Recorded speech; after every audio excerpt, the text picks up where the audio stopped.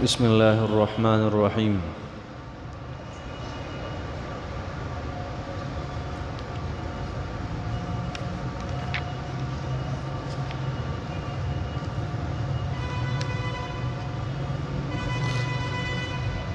ألم تر إلى الذين قيل لهم كفوا أيديكم وأقيموا الصلاة وآتوا الزكاة فلما كتب عليهم القتال إذا فريق منهم يخشون الناس كخشية الله أو أشد خشية وقالوا ربنا لما كتبت علينا القتال لولا أخرتنا إلى أجل قريب قل متاع الدنيا قليل والآخرة خير لمن اتقى ولا تظلمون فتيلا. صدق الله العظيم.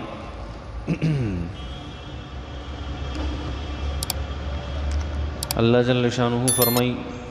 ترجمہ علم ترى آیتن گوری آیتن اینی الى الذین هاغ کسان قیل چویلشی لهم دیتا کفو تاسو اساتی ایدیکم خبل لاسنا واقیم الصلاة اتاسو قائم ساتی منزلرا وآتو الزکاة اتاسو زکات ورکوي فلما پس هر کله کتبا چې فرض کړی شو علیهم پدی باندې القتال جنگ اذا فریق منهم اذا پدغه وخت کې یا اذا ناگهانا ناصاپا فریق منهم یو ډله په دوی کې یخشون الناس د خلکو نه یریدا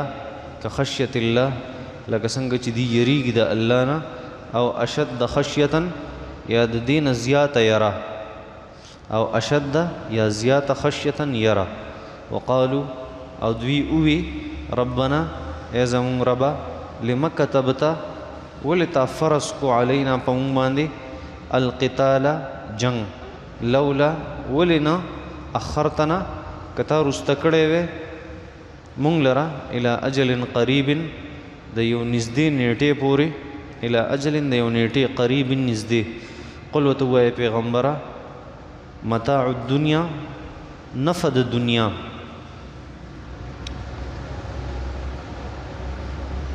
قلیل دا ډېره لږه ده والآخرة او آخرت خیر ډېر غوره دی لمن د هغه چا دپاره اتقا څوک ځان ساتي د ګناه نه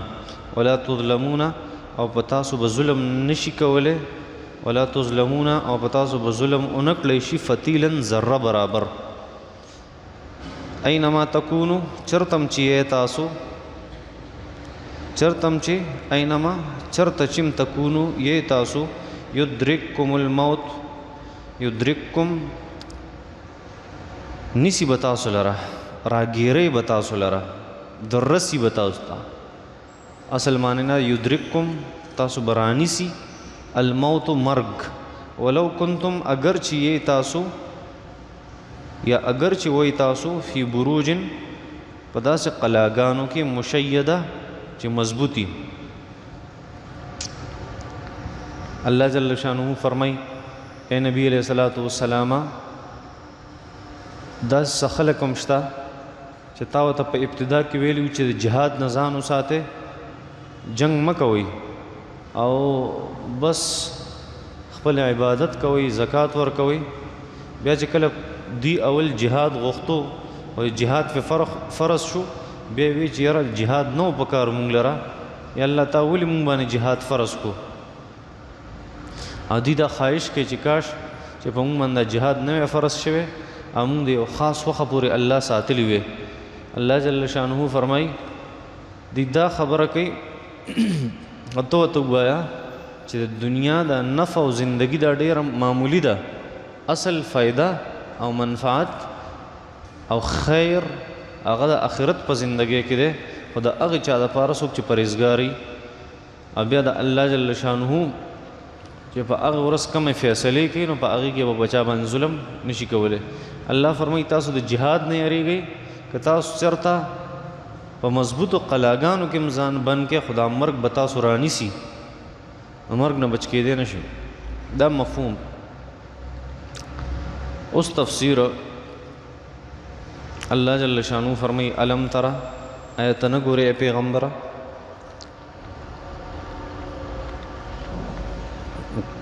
یت نه پیغمبره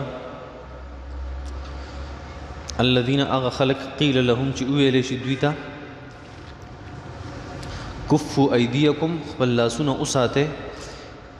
یعنی د جنگ نه خپل لاسونه اوساته جهاد مکوئله اوسو کې واقیموا الصلاه منځ کوئ واتوا الزکاه او زکات ورکوئ. بیا الله فرمایي فلما كتب عليهم القتال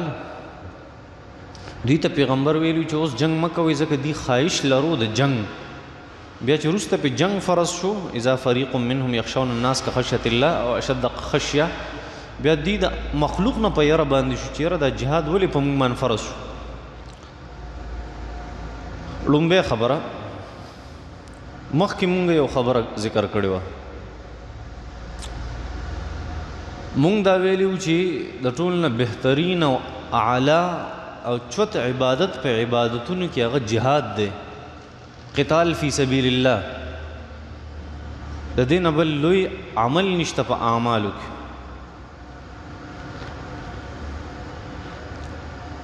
او دلته الله جل شانه صحابه کرام په مکه مکرمه کې عقیده خبر ذکر کړه چې یا رسول الله چې دلته په موږ باندې ډېر غټ ظلم کیږي په مکه مکرمه کې نه الله جل شانه ته وایا چې موږ باندې جهاد فرض کی چې د خلکو خلاف موږ جنگ وکړو. په دې کې دوه قسمه خلک هغه خلکو چې جهاد لا فرض شوی نه و خو هغې خواهش ته جهاد ساتو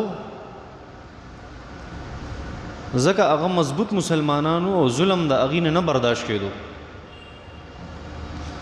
او څه خلک په هغې کې منافقت هم موجود و څنګه چې منافقت په مدینه منوره کې په بعضې خلکو کې موجود و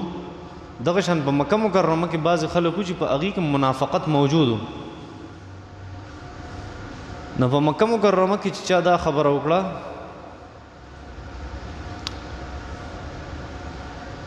چې په مونږ جهاد الله ولې نه فرض کوي چې د کافرو د ظلم نه مونږ الله جل شانو وساتي جهاد د دې واحد علاج دی. نه الله جل شانو نبی علیہ السلام ته فرمایل چې دی ته وایي چې کفوا ایدیکم ای کفوا ایدیکم عن القتال. اوس دا دور د جهاد نه دی او اوس خپل لاسونه هغه د جهاد نه وساتئ. اوس څه کوئ واقیموا الصلاة وآتوا الزکاة بس مونځ کوئ او زکات ورکوئ بس. دا مکی دور دی د مکې مکرمې دور دا خو د مسلمانانو خواهش د منافقانو ولې دا خبره کوله چې د جهاد په موږ ولې نه فرض کیږي. دا اصل کې د مسلمانانو په ها کې خپل ها ملاوو. ځینې منافق سړی چې سړی سوی هغه وی ټیک ته هغه دقه شان دی بس هغه د دې دپاره دا کار کوي چې د خلکو د شر نه زه محفوظ شم د خلکو عزت ته دې دپاره کوي چې د خلکو د شر نه محفوظ شم. نور که په حق پټولو کې هغه هیڅ کسر نه پرېږدي نور په ظلم کې هغه هیڅ کسر نه پرېږدي که وسې کېږي ظلم هم کوي که وسې کېږي بدکاري هم کوي که وسې کېږي فساد فی الارض هم کوي د مسلمان خلاف سازش هم کوي. خو چونکې مسلمان ته مخامخ کېدی نه شي نو د هغه په د دوستۍ په جامه کې د هغه سره دشمني ساتي. نو په موږ جهاد ولې نه فرض کېږي د دې دپاره چې پیغمبر په موږ اعتماد پیدا شي چې او موږ ډېر لوی مجاهدین یو. نو الله جل شانو فرمایل چې اوس د جهاد دور نه دی او د جهاد دور لا را روان دی لا وخت ورته شته. اوس صرف مونځ کوئ او زکات ورکوئ. بیا وروسته الله فرمایي چې په دې ما جهاد فرض کو دوی بیا د خلکو نه یریده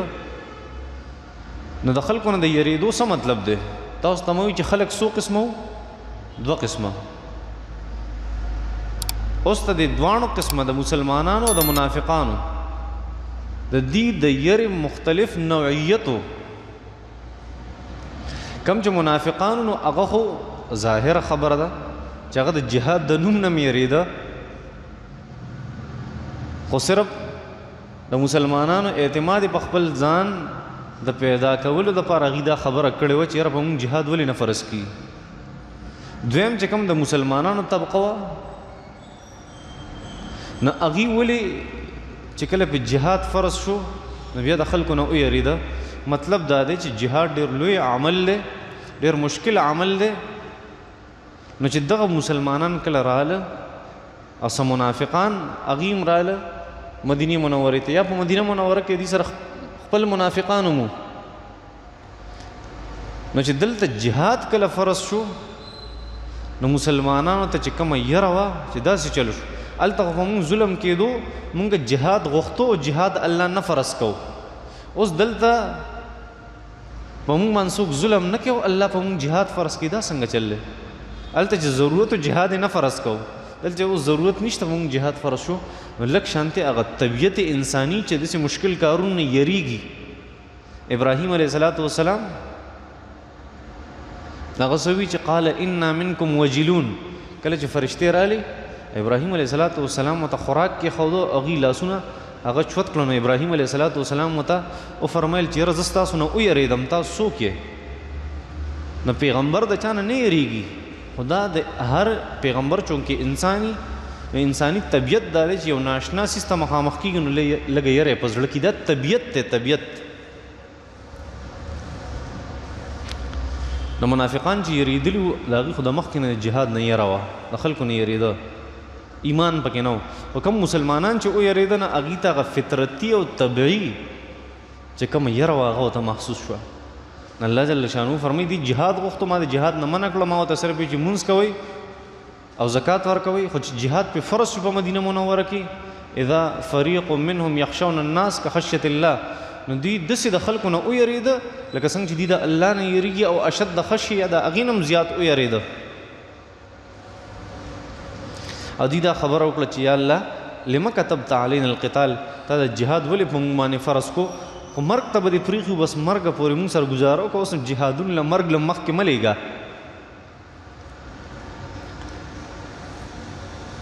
نو دا هم د دغې خلکو باره کې ده، د 2 قسمه خلکو باره کې چې لومبې د منافقانو د هغوی خو مقصد دنیا وه، نو هغوی د جهاد په مونږ باندې ولې فرض شو؟ دا نه و پکار. پکار دی چې مونږ په خپله نیټه مړه کېدی، ولې بې نیټې م وجني جهاد لم لیږي. او د مسلمانو سره په زړه کې راله چې یاره کم وخت کې ضرورت جهاد نه فرض کېدو او اوس جهاد فرض شو، څه وجه کېدی شي؟ الله جل شانو فرمایي چې ګوره ستاسو په زړه کې یا ستاسو په خلو، د منافقانو په خلو باندې او د مسلمانو په زړونو کې چې کومه خبر راغلی وه جهاد ولې فرض شو، الله جل شانو فرمایي دا لږ شان محبت دی ستاسو په زړونو کې د دنیا، خو یاد ساتئ چې اصل څیز آخرت دی او د دنیا دا نفع ډېره زیاته لږه ده.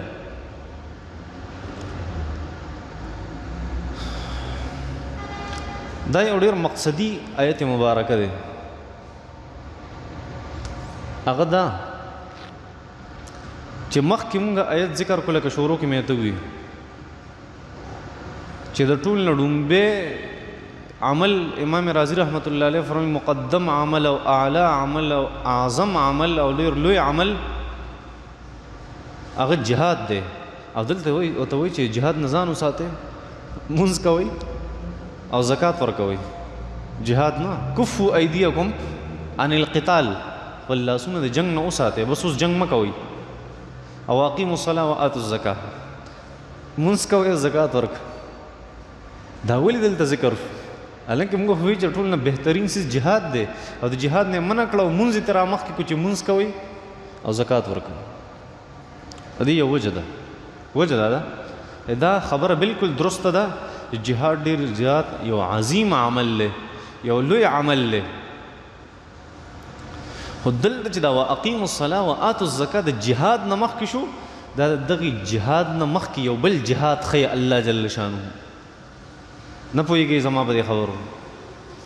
د کم جهاد نه چې الله جل شانو دی منع کوي د هغه جهاد نه مخکې یو بل جهاد ښیي ته وایي تدبیر مبادئ الجهاد قبل الجهاد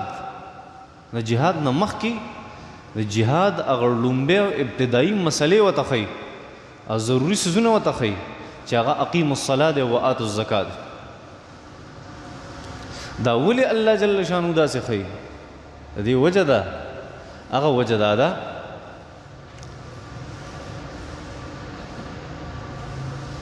چې انسان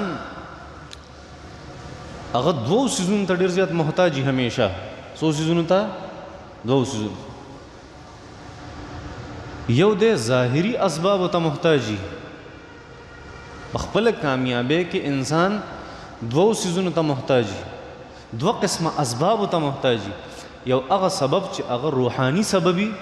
یو هغه سبب چې هغه مادي سبب وي ظاهري مادي سبب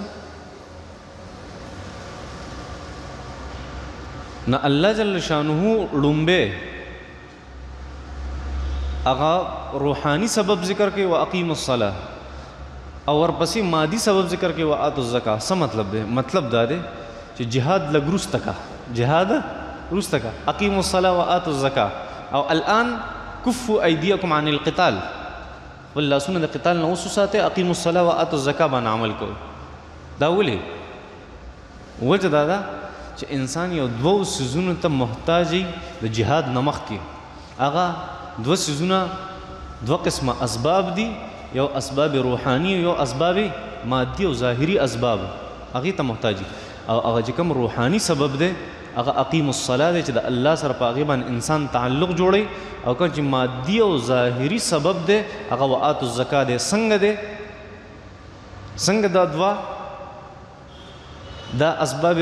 روحانی او اسباب مادی او ظاهری دي داسې انسان چې کله جهاد کوي جهاد نه مخکې به دی الله پیژني الله به د معبودي الله به د اللهي د الله سره به د تعلقي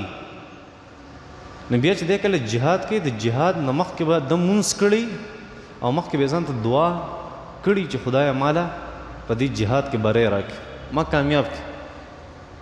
او چې دقه روحاني سبب د انسان سره نه نو صرف ظاهري سبب کار نشي کولی سړي سره توره موجود وي او سړي سره کلاشنکوف موجود وي نو لومبی تعلق د الله جل شانو سره روحاني تعلق نو ځکه وي اقیم الصلاه او دویم تعلق دویم سبب په اسبابو کې هغه یو ظاهري سبب چې هغه څه شی دی هغه مادي اسباب دي په دنیا کې چې ما ته ضرورت دی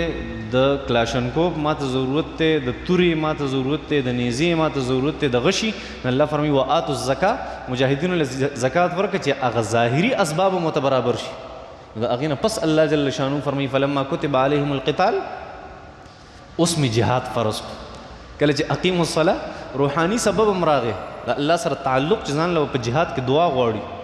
تبلیغیان نن بار بار نه دي اورېدلي سوی دته دا مونځ د الله جل شانه نه د غوښتو ذریعه او سبب دی که نه داسې نه دي اورېدلي دا دواړه اسباب الله جل شانه ذکر کړه د هغې نه پس الله جل شانه جهاد ذکر نو مخکې که جهاد مقدم شوی دی هغه د هغې اصلیت و چې جهاد بهترین عمل دی نه چوت عمل بل نشته او دلته چې الله جل شانه د جهاد نه منع کوي صحابه چې خپل لاس ته جهاد د نوم نه وساتئ جهاد نوم هم مه اخلی اوس وجه دا وه چې لومبی ځان له روحاني سبب جوړ کا چې ستا تعلق د الله جل شانو سره او دویم مادي سبب چې مجاهد کم خلک جهاد کوي هغې له زکات ورکړه خپل منځ کې زکات ورکړي څوک ځان له توره والي څوک ځان له کلاشنکوف والي څوک ځان له بوټان والي چېرته نه پوهېږې په دې دغه مضمون الله جل شانو یو بل ځای کې هم ذکر کړی په سوره فتح کې په اخري رکوع کې الله جل شانو فرمایي رحماء بینهم تراهم رکعا سجدا یبتغون فضلا من الله ورضوانا دلته مونځ مخکې شوی دی زکات وروسته شوی پوهېږې په دې خبره باندې مطلب دا دی سبب روحاني مخکې شوی دی او کم سبب چې ظاهري و هغه وروسته شوی هلته چې کم ظاهري سبب هغه را مخکې شوی دی کم چې روحاني سبب و هغه وروسته شوی سو رحما بینهم صحابه خپل منځ کې د یو بل سره ډېر د رحم معامله کوي. مطلب دا دی د یو بل د پیسو خیال ساتي، د یو بل د خرچي خیال ساتي. په یو بل خرچي کې په مواخات مدینه کې وشو کو نه شو، صحابه رااله ټول ول لاس ورکو ګلاس ورنکو. رحما بینهم د یو بل سره داسې مرسته کوي. جهاد نمخ کې داسې انسانیت پکار، داسې تعلق د مسلمان په منځ کې پکار. او دویم تراهم رکعا سجدا، د مانځه چې کوم مفهوم هغه متبیان یبتغون فضلا من الله ورضوانه، چې د الله سره به تعلق وي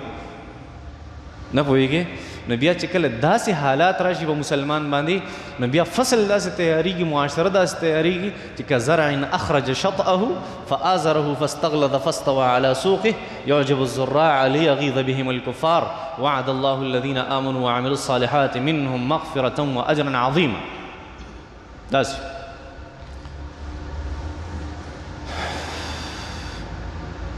نه الله جل شانه روحاني سبب هم ذکر کو چې هغه مونځ دی. او لږ یو بلې وجې ته وګورئ. بله وجه دا ده په منافقانو کې دوه کارو، منافقانو کې دوه کاره ده غټ مرضونه. واذا قاموا الى الصلاه قاموا کسالا، کله چې مونځ لځي سستی کوي. د منافق یو علامت پوهېږي په دې خبره. الله جل شانه واقیموا الصلاه ترغیب ورکو چاته؟ منافقانو ته ترغیب ورکو چې اول مونځ خیال وساتئ، تاسو مونځ نه کوئ، تاسو به جهاد څوکي نه پوهېږي په دې خبره باندې. دویمه خبره د منافقانو دویم عمل، ولا تحاضون على طعام المسكين او ولا يحضون على طعام المسكين او ويأكلون التراث أكلا لمة ويحبون المال حبا جمة. تحبون تأكلون ما غیات کړه، نو ځان له مال خوري او بل چاله نه ورکوي، د فقیر او د مسکین خیال نه ساتي. الله فرمایي وآتوا الزکاة. هغه دویم سبب الله جل شانه ذکر چې منافقانو ته ښیي چې ستاسو د جهاد نه مخکې تاسو چې کوم د جهاد دعوې کوئ، دې نه مخکې خپل مونځ ته وګورئ، مونځ ټیک کې بیا د جهاد خبرې کوئ. پوهېږئ په دې خبره؟ خپل زکات مو ټیک کې، خپل منځ کې تعلقات ټیک کې، اتفاق اتحاد برقرار اوس، د هغې نه پس د جهاد نوم ولې هسې ټوپونه مه وهئ. لکه چا ټوپونه ووهل لاړه تباه و برباد شو. دا دوه څیزونه د مسلمان د جهاد دپاره ضروري دي چې دا دوه څیزونه نه وي، هغې پورې د مسلمان کفو ایدیکم خپل لاسونه د جهاد نه وساتئ، جهاد به نه کوي هغې پورې. وصلی الله تعالی علی خیر خلق محمد و آله وسلم.